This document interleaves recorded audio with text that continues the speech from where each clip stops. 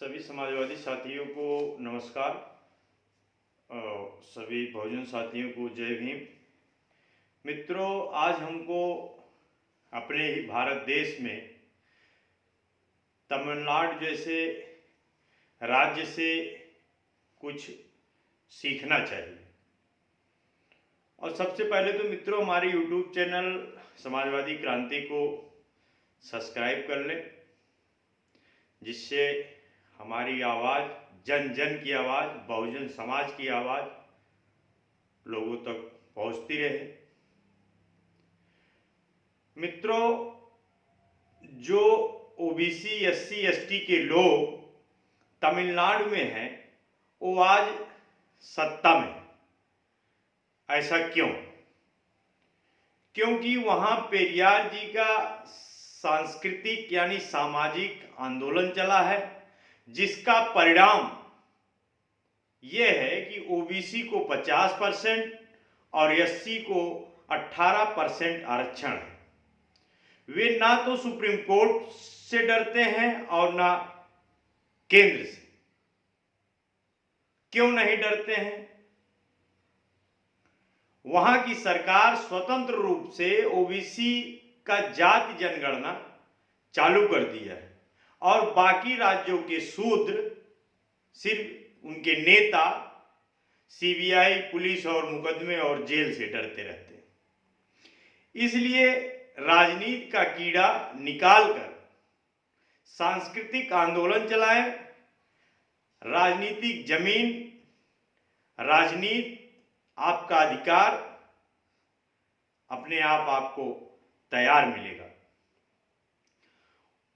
29 राज्य पूरी तरह ओबीसी एससी माइनॉरिटी के नियंत्रण में आ जाएगा।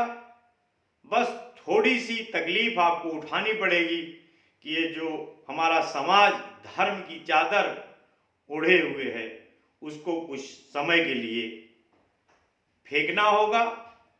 जो असत्य है उस पर मंथन शिविर लगाकर सत्य क्या है उसको अपने समाज को, अपने परिवार को बताना होगा। जब ज्योतिबा फूले को सांस्कृतिक युद्ध का मर्म समझ में आया था तो उन्हें शिवाजी की याद आई थी। उनकी समाधि खोजने के लिए रायगढ़ गए, पेड़ पौधों को हटाते हुए ढूंढ निकाले और समाधि को धो धा के साफ सुथरा करके वहां पर एक फूल चढ़ाया। लेकिन उस फूल को जब एक मनुवादी ने देख लिया तो क्रोध में आकर, गुस्से में फूल को लात मारकर बोला कि तुमने तो इस कुड़बट को ईश्वर बना दिया। छत्रपति के स्वराज का मक्खन खा खाकर मोटे हो चुके मनुवादी को ज्योतिबा ने वहीं पर पटक कर मारा और वहीं पर ऐलान कर दिया कि अब हर साल शिव जयंती मनाई जाएगी। मनुवादी घबराता है सबसे ज्यादा सांस्कृतिक युद्ध से, इसलिए उसकी पूरी सेना, वो फिल्म वाली हो, रामायण वाली हो, महाभारत वाली हो, लेखक, कवि, शायर, उपन्यास लिखने वाले हों या उनके जो भाषण वीर हैं वो, सभी ने शिवाजी को हिंदू छत्रपति बनाकर समाज के सामने परोस दिया। और फूले दंपत्ति की मृत्यु के बाद सद्य शोधक आंदोलन से निकले लोग कांग्रेस की शरण में चले गए।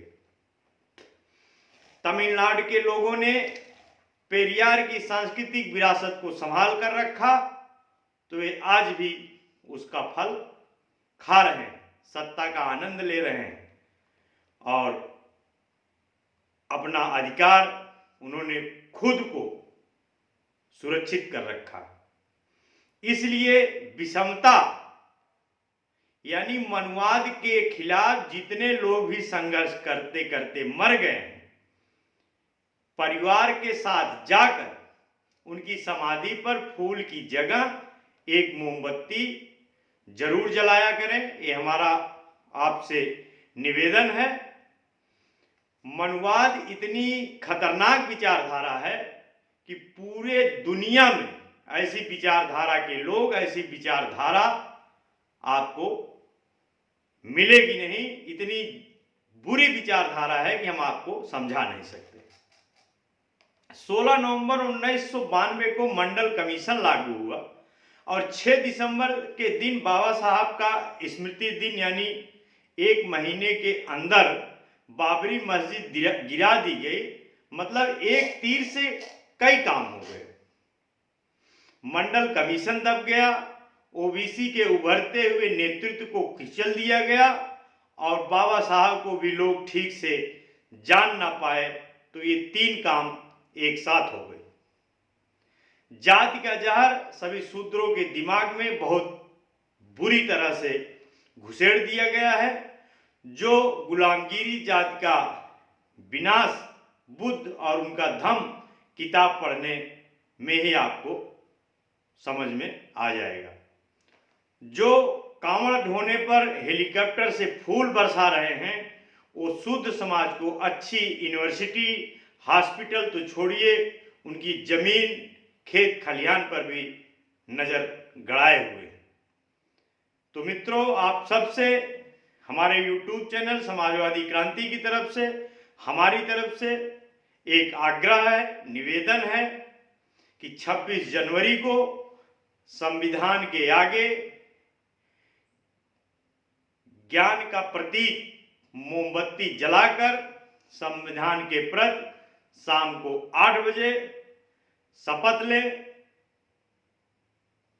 और उसी संविधान को ही अपना भगवान समझें। तो मित्रों, याद रखिएगा 26 जनवरी को संविधान के आगे एक मोमबत्ती जरूर हमको, आपको और हमारे समाज को जलानी है, जिस संविधान की वजह से आज हम बोलने लायक हुए हैं, बैठने लायक हुए हैं, पढ़ने लायक लिए हुए हैं, आईएएस, पीसीएस, डॉक्टर, इंजीनियर, वकील, जज बनने लायक हो रहे हैं।